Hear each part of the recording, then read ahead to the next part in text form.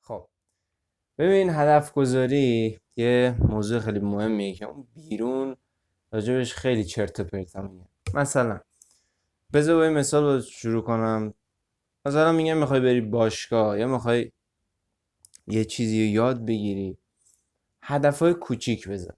یعنی مثلا بگو خب اول من چه میدونم مثلا چاقم، یک کم لاغر کنم، مثلا از 100 کیلو بیام مثلا 90 کیلو.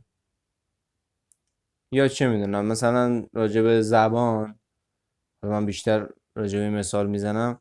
مثلا تو مکالمه صفری بیای مثلا هدف رو این بذاری که خب حالا یکم بهتر بشی. ببین، اصل هدف گذاری اصلا این نیست که تو همین اینستا و این پلتفرم چرت و پرت بیان بهت بگن. اصل هدف گذاری یه هدف گذاری گنده است. خب یعنی تو اولین قدم با یه هدف گنده بذاری.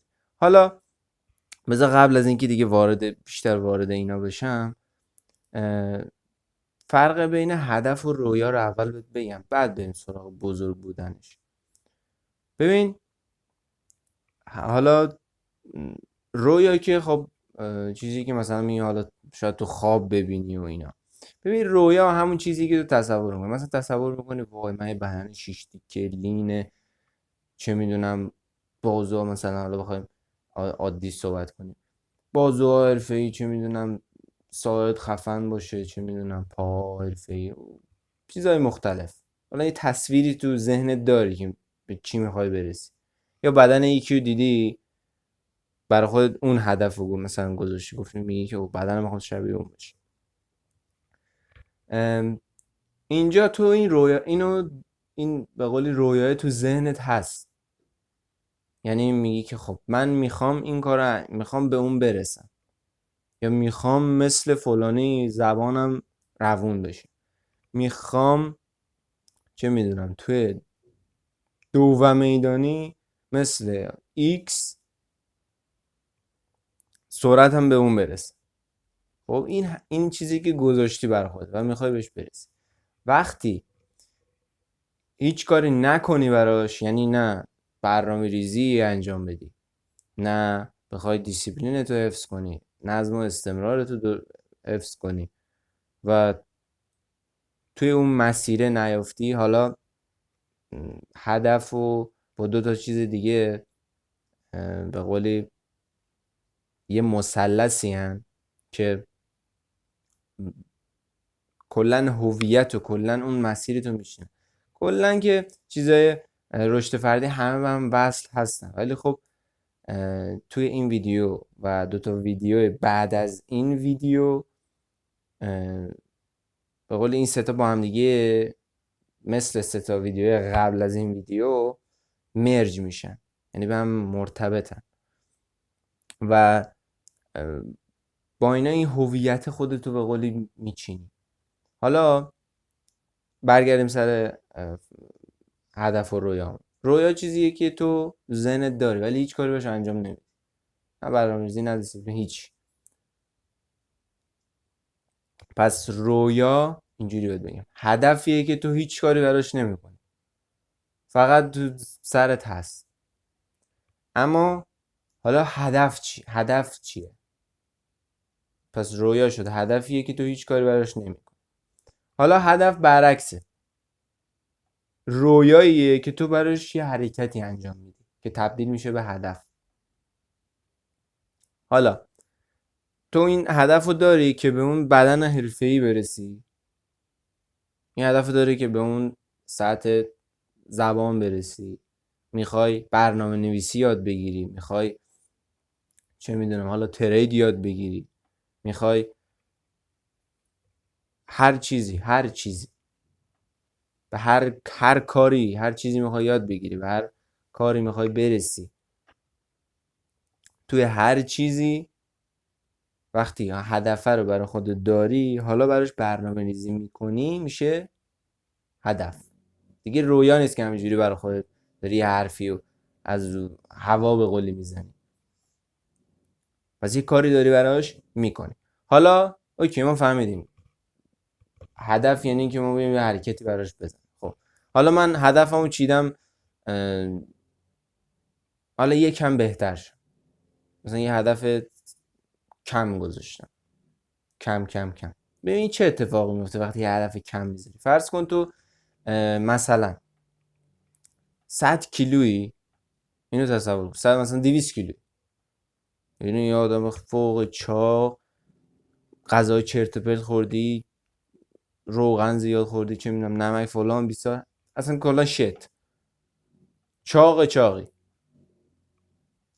و میخوای بری باشگاه، میخوای دیسیپلین داشته باشی، میخوای لاغر کنی، اینجا چه هدفی باید بذاری؟ اولین به قولی راه، دو راه بیا تصور کنی. یه راهش اینه که یه هدف خیلی معمولی میذاری، مثلا میگی من 200 کیلو هم میخوام به یکم آب کنم، مثلا یه همچین هدف، میخوام یکم لاغر بشم، میخوام مثلا انقدم بشم انقدر. خب وقتی این هدف رو میذاری چه اتفاق میفته؟ هر وقتی که ورزش رو میکنی اون هدف چیه؟ خب یکم آب کردن زیاد موتیویتد نمیکنه، زیاد انگیزه ای بهت نمیده که بگی که او من این همه دارم تمرین میکنم و میخوام برسم به این. پس این هدف کمه انگیزه ای بهت نمیده که تو بخوای ادامه بدی، همیشه اون هدف گنده است که بهت انگیزه میده. حالا راه دوم، هدف گنده گذاشتی، 200 کیلویی رفتی یه ویدیو دیدی از یه کسی که بدنش لینه خیلی به قولی سیکس پک و حالا به خودمونی صحبت سیکس پک و چه میدونم خیلی خوش تیپ و هر لباسی بپوشه بهش میاد و ایکس و ایگرگ همینجوری. هدفتو میذاری اون بدن، میگه که خب من درسته انقدرم، بالاخره زمان میبره، داستان داره، ولی میخوام به اون بدنه برسم. چی کار میکنی؟ وقتی که تو داری سخت تمرین میکنی یه جایی ناامید میشی دیگه، یه جایی بیانگیزه میشی. وقتی به اون هدفت فکر میکنی میگی خب درسته من الان یکم سخته، یکم یه جوریه، چه میدونم انگیزه ندارم، یه امید ندارم، ولی اون بدنه رو میدونم که میتونم بهش برسم با تمرین کردم، حالا هر چقدر که طول بکشه بالاخره میرسم. و خودتو تصور میکنی، حالا ویژوالایز میکنی به قولی، حالا این قانون جذب و این چیزا هم از همین میاد که تصور میکنی خودتو توی به قولی اون بدن، فکر میکنی و اون بهت انگیزه میگیره. خب این بدنم از من میخوام، این کار رو میکنم بهش میرسم، ارزشش رو داره، این همه سختی ارزشش رو داره، وزنه رو بلند کنی ارزشش رو داره، دمبله رو بزنی، خودتو به قولی لین کنی، اعتماد به نفس بده، کلی چیز، کلی مشکلات حل میشه، همه بهت احترام میذارن، سوگیری همینجوری پشت سر هم اتفاقای خوب میاد. و حالا این مسیرمی که بری بعد برمیگردی میگی اوه چقدر خوب بود این مسیر رفت. ولی وقتی اون هدف کوچیکه رو بذاری، اون هدفی که ارزشی زیاد نداره، چه اتفاقی میفته؟ اصلا این رمقی نداری بریم چی آخه، اون چه هدفیه؟ و به موازاتش هم هدفی بذاری که نامشخص باشه. آقا پولدار شم. خب اوکی پولدار میشی، مثلا چقدر پول، تو چند سالگی، چه میدونم چی کار میخوای براش بکنی، اون چقدر زمان میبره، آموزش میخواد فلان، مشخص باید بذاری. مورد بعدیش چیه؟ مشخص گذاشتن هدف. یعنی نه بگی خب من یه بدن حرفه‌ای میخوام، اینجوری از رو هوا، باید بیای براش برنامه‌ریزی کنی که قشنگ مشخص بشه، بیاد بشینی قشنگ بگی خب من مثلا میخوام زبان یاد بگیرم، خب فلانی الگوی منه، فلانی مثلا استاد منه، او چقدر داره روون صحبت میکنه، من میخوام مثل اون روون بشه. اینجا هدف بزرگ میذاری. بعدش میای برنامه ریزی میکنی، میگی خب من هر روز باید بیام مثلا ویدیوهای این شخص رو ببینم، چه میدونم کلاساشو دوست دارم شرکت کنم، این مسیرته. و میگی که خب توی چه مدت یا از خود همون استاد میپرسی یا خودت حساب میکنی با توجه به حالا جوری که یاد میگیری و مدت زمانی که یه چیزی داری یاد میگیری، میگی که خب مثلا 2 سال طول میکشه، مثلا تو الان 22 سالته، مثلا میگی 24 سالگی یا 25 سالگی من مثلا مسلط میشه با تمرین و این داستان.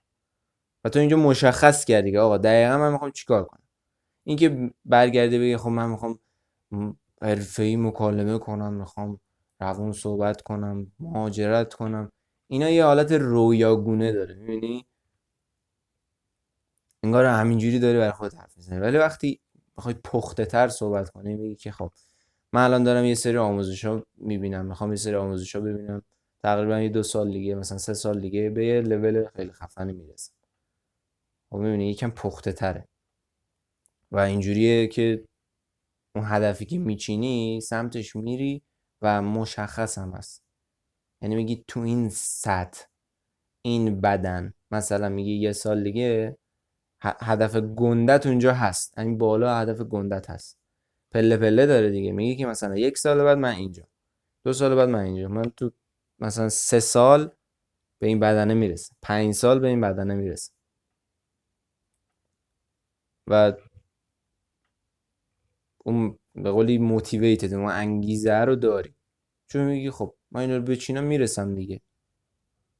نفر X اینو چیده رسیده، نفر Y چیده رسیده، اون یکی چیده رسیده، این موفق بوده چیده رسیده. پس منطقیه که اینا این کارو کردن رسیدن، تو هم این کارو بکنی میرسی. مورد بعدی، چیزی که میخوام راجع بهش صحبت کنم، اولویت بندیه. مثلا خب رشد فردی یعنی چی؟ یعنی خودمون رو رشد بدیم تو به قولی جاهای مختلف، توی قسمت‌های مختلف زندگی. سلامتی داریم، اجتماعی داریم، روابط، حالا اجتماعی منظورم تو اجتماع، روابط مثلا روابط خانوادگی با پارتنرت یا مثلا رفاقتی و آموزشی، مثلا میخوای علمت بیشتر بشه. ورزشی رو گفتم، سلامتی و ورزشی. اینا هدفهای مختلف داره دیگه. سلامتی یه جوریه، غذای مناسب بخوری، چی بخوری چی نخوری، مشخص بودنه. ورزش یه جوره، آموزشی یه جوره، اینا همه یه جوره. ببین تو الان تو یه چیزی به قولی لکی، یعنی یکم ضعیفی، یکم ضعف داری. اون چیه؟ مثلا یکی میبینی روابط اجتماعیش خوبه، مثلا بچه‌هایی که تو بازار کار میکنن روابط اجتماعیشون خوبه، چون هر روز دارن هی صحبت میکنن، هی به قولی ریجکت میشن، هی حرف میزنن، میدونی میتونن خوب صحبت کنن و این زیاد مشکل نیست. یه سری مثلا یه پازل در نظر بگیر، یه چند تا تیکش نیست برای اجتماعیش. ولی مثلا بدنشون نگاه میکنی شت خالص،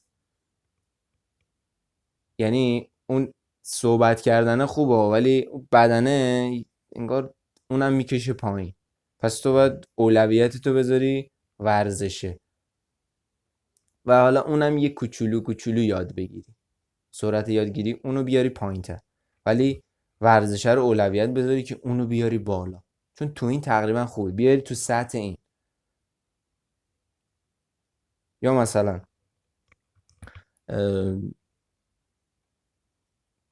مثلا بحث آموزشی، مثلا تو برای آینده، برای پولدار شدنت یه پلنی داری. مثلا بذار خودم بگم، مثلا ترید. خب بذار از اون اول با همین مثال بریم جلو، همون کارهایی که خودم کردم و بذار بهت بگم واسه ترید. ببین من یه پلن داشتم برای ترید. خب این یه هدف، این شد یه رویا. گفتیم خب ترید یکی از پردرآمدترین شغلای دنیاست. خب سختیشو کار ندارم، چون خب وقتی میبینم میتونم، وقتی ذهنشو دارم، خب برای من یک کوچولو راحت تره انگار. ولی خب در این حال سخت‌ترین شغل دنیا هم هست دیگه، پر درآمده، سختم هست. اه، ترید یه شغل پر درآمده برا من. اومدم گفتم که خب من چی کار میتونم بکنم برای اینکه یاد بگیرمش. اومدم یه سری آموزش‌ها دیدم، هدف رو گذاشتم، حالا میخوام براش برنامه ریزی کنم مشخص. مثلا تو حدود 3 سال، تو حدود 2 سال، 3 سال تقریبا، 3-4 سال تقریبا. حالا آموزش درست کجاه و اینا که حالا داستانه خودشو داره، ولی اولین مورد این که مشخص کردم آقا مثلا 3 سال آموزش فلان شخص، بشینم اینو ببینم. و چیزی که اون موقع نداشتم این آموزشه بود. یعنی اون اول بیشتر دوست داشتم اینو آموزش ببینم.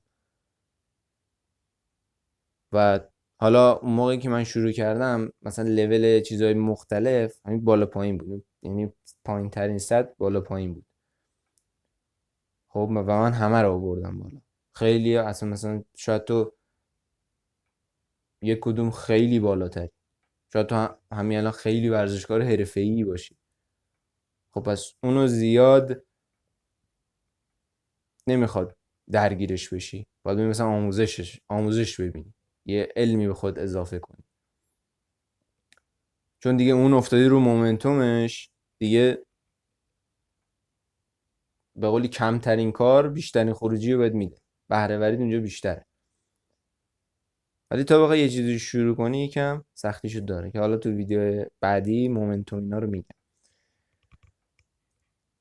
تریدو گذاشتم هدف خودم، 3 سال 4 سال طول میکشه. آموزش لازم پیدا کردم، نشستم ببینم. حالا اولویتم ترید بود اون موقع و نشستم آموزش دیدم، مهارتش رو کسب کردم توش، حرفه‌ای شدم. حالا اینکه درآمد دارم و ندارم، میگم ترید یه چیز گنده ایه. خب این رشد فردی که داری میبینی توی ترید کامل خلاصه میشه. یعنی ترید یه شغلیه، یه حالتی از رشد فردیه که با اقتصاد به قولی مچ شده. ترکیب اقتصاد و رشد فردیه انگار ترید. و تو از ذهنت خیلی قوی باشه، تمرکزت خیلی بالا باشه، احساساتت رو باید بتونی کنترل کنی، وگرنه هر چی بلد باشی هر چی بلد نباشی، اصلا تو هر لولی باشی بازم شکست می‌خوری. چون به رشد فردی به ذهنت وصله. پس الان من یه سری آموزشات دیدم، در حال اون موقع اولویتم بود، الان اولویتم نیست. نه اینکه اولویت کل زندگیم نباشه، نه، کوچولو کوچولو دارم پیش میرم، چون تقریبا خیلی چیزاشو یاد گرفتم و یه قدم دیگه تا تکمیل شدنش باقی مونده، یه قدم خیلی گنده البته. ولی الان من تریدم این بالاست. خب ترید این بالاست، باید بقیه چیزا رو برسم، باید ورزش رو برسم که اونم بیاد بالا دیگه، هم لول این باشه. آموزش رو به مثلا زبان تا لول خوبی اومدم، باید برسونمش به تریده، مثلا باید بهترش کنم دیگه. الان مثلا اولویتم چیه؟ اولویتم اینه که ویدیو ضبط کنم، کاری انجام بدم، صحبتی کنم، به یکی کمک کنم که یه بیزنسی به قولی بچینم برای خودم. الان اولویتم، بعدش حالا زبانه، بعدش حالا ورزشه. مثلا ورزش رو الان من فقط میرم ورزش، فقط میرم باشگاه، همین. اگه بخوام اینا اومدم بالا، بخوام وقت بذارم براش، خب بیشتر بهش فکر میکنم، بیشتر میرم سراغ ویدیوهای مربوط به اون، بیشتر میرم سراغ این که چه غذاهایی باید بخورم و ایکس و ایگرگ. شاید بگی خب الان مگه داری ورزش میکنه غذای چرت و پرت میخوری؟ نه، الانم دارم غذای خوبی میخورم، حواسم هست، ولی تمرکز اصلی میره چیز دیگه ایه که اونو بیارم بالا و آخرش ته مثلا 5 سال، ته 7 سال میبینی همه اینا بالاه و تو همهشون بالایی. پس باید این هدف گذاریه رو درست انجام بدی. دیگه چیز زیادی به ذهنم نمیرسه. این هدف خیلی مهمه چون که کل داستان زندگی آدمیزاد هدف گذاشتنه. یعنی تو اگه هدفی نداشته باشی، مثلا بعضیا میگیم هدف چیه؟ هیچ. مثلا یه هدف میگه مثلا دانشگاه رو میگه، مثلا دانشگاه رو تموم کن. خب بعدش هیچ، سر کار بری. خب اینا هدفی نیست که تو بخوای حتی تو دانشگاه هم باشی بخوای بگی که مثلا خب چیز ارزشمندیه دیگه، ما دانشگاه رو قشنگ بخونی فلان. زیاد رمقی نداری، دانشگاه رو شل میگیری، بعدش میری سر کار، بعد همینجوری میری جلو، هیچ اتفاقی نمیفته، بعد میندازی گردن اینو. پس تو باید اولی هدف رو درست بچینی. اوکی، دانشگاه میخوای بری، میخوای یه درسی بخونی دیگه، حالا خانواده اصرار داره، خانواده گیر میده، بعضی جا هم درسته، بعضی جا میگن خب اوکی این درسه شاید با علاقه تو همسو باشه، بعضی جا شاید به دردت نخوره، ولی خب اینم به قول دیسیپلینی باید بگذرونی برای رشد خودت و سعی کنی که یه هدفی برای خودت بچینی، بگی که خب من اینو میخونم حداقل هدف خوبه، مثلا مهاجرت هدف، یا چه میدونم یکی رو رفتی پیدا کردی که شرایط لازمش یه جای خفن، ببین هدف بزرگ، یه جا پیدا کردی که خیلی داستان داره و خیلی خفن و چه میدونم برو بیایی داره یارو برای خودشو، میری اونجا میبینی شرایط لازم برای استخدام شدن تو اونجا چیه. یا اگه میخوای خودتون بیزنس رو بزنی، بری بپرسی مثلا با چی شروع کردی، چی اون موقعی که نداشتی مثلا، و اون هدف رو برای خود بذار، بگی که خب من میرم سمت اون شخص که موفقه، که خیلی خفنه، میگم که خب تو شروع کردی چیکار کردی، من میخوام به این لول از تو برسم، این لول از تو برای استاندارد من خیلی گنده است، نه اینکه وای خیلی خفنه نمیتونم برسم بهش. اصلا این کلمات ضعیف و چرت و پرتی، نمیتونم، این چی نمیتونم. همین کنکور طرف از روستا پا شده اومده رتبه های برتر شده، چی داشته اونجا؟ اونا آب و برقشون هم به زور اونجا داشتن.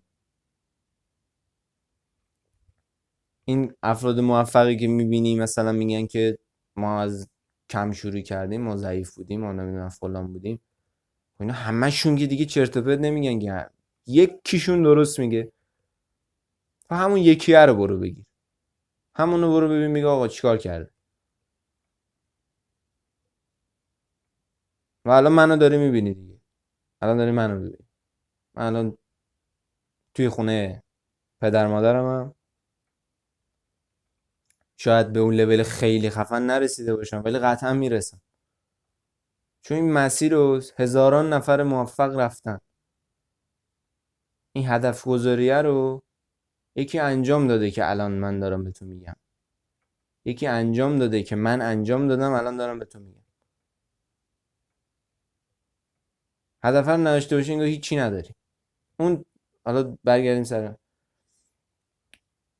میری بشین اون شخصه هدف گنده رو میشینی برات، میای برنامه‌ریزی رو میکنی، کارتو پیش میبری، میدونی که میرسی بهش. نمیتونم، اینا همه کلمات ضعیفی. اوکی مثلا درس رو خوندی میخوای مهاجرت کنی، یا درس رو خوندی میخوای خودت بزنی، اون هدف گنده رو که بذاری میبینی که ذهنت شروع میکنه یه راه حلی میچینه. ذهنت شروع میکنه میگه که خب ما الان باید به این هدف گنده برسیم، یا حالا ویژوالایز و این داستان هم انجام بدی، یعنی تصویر سازی کنی، یعنی فکر کنی، به قول ایمجین کنی، خیال پردازی کنی، اینجوری بهت بگم.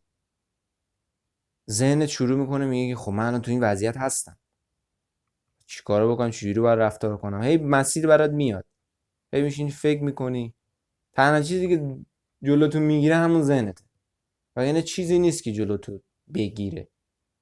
شاید سری شرایط باشه که سخت بشه مسیر، ولی خب نشدنی نیست. به زمان بستگی داره، زمان اوکیش میکنه. و تو باید هدف گنده بذاری که بتونی به قولی آنلاک کنی مغزتو که کار گنده کنه.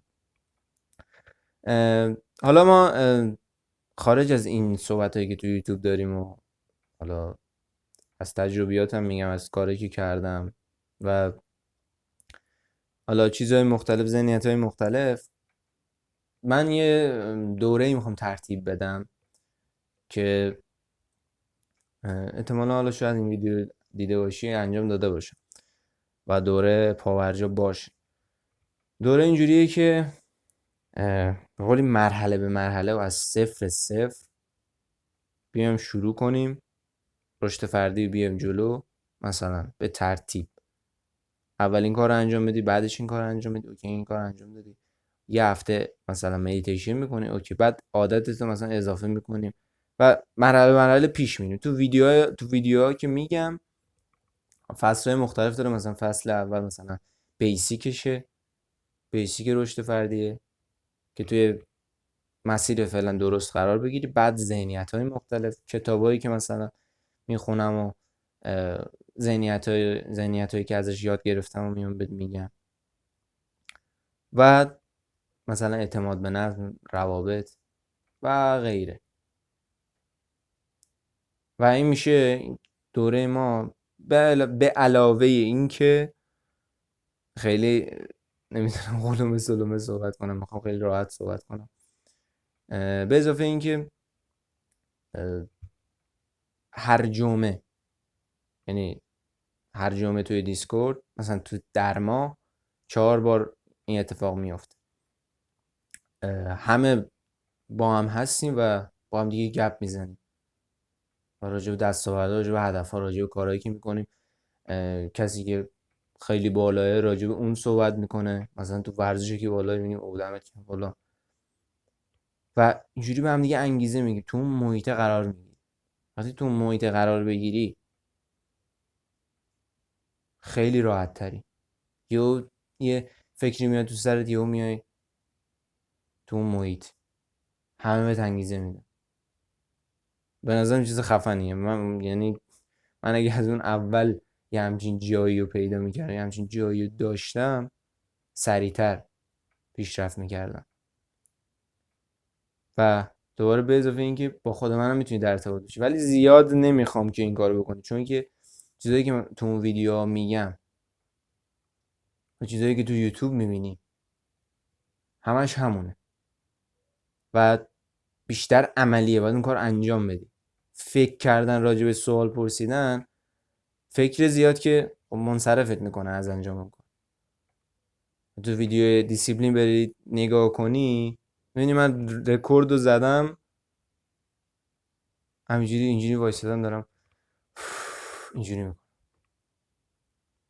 خودم رو انداختم تو کار که بیام اون دیسیپلین رو داشته باشم، اون کار رو انجام بدم. زیاد فکر نکردم راجبش دیگه.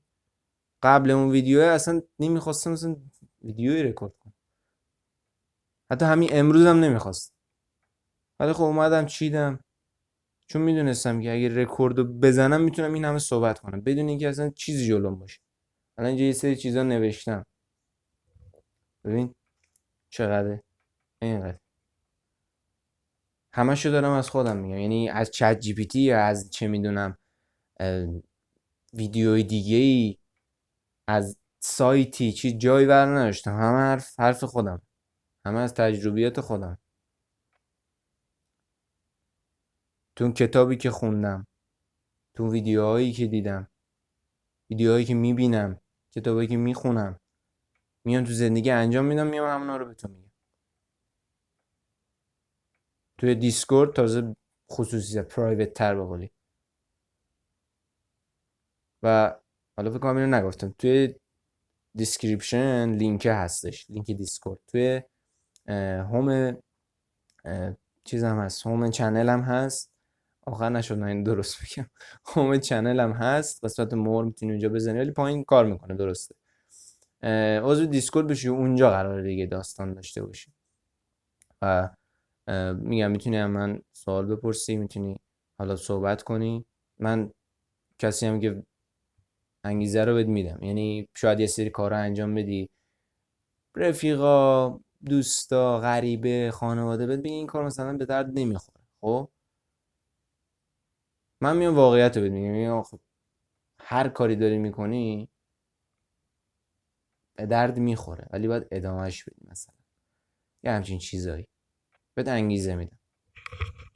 و حالا اون جوی هم که داریم جو خیلی خوبیه، بیرونم در ماه احتمالا بریم، یعنی یه جای قرار بذاریم با هم دیگه بیرون بریم صحبت کنیم که اونجا یکم واقعی تره بقولی، دیگه از این فضای مجازی و اینا به دور باشیم، تو واقعیت یه حرکتی بزنیم. و همین ازت میخوام که حالا توی اونجا یا توی کامنت هم اگه ایده ای داری، اگه فکر میکنی معضلی هست که من با راجبش صحبت کنم، فکر میکنی کسی صحبت نمیکنه، میترسن، چه میدونم، زشته، از این چیزا، میتونی مثلا توی کامنت بهم بگی یا توی دیسکورد برام پیام بذاری. و مثل همیشه که تو هم ویدیوها میگم، هیچ چیز سختی وجود نداره، این ذهنته که سختش میکنه. تنها محدودیتت همین ذهن است. میبینم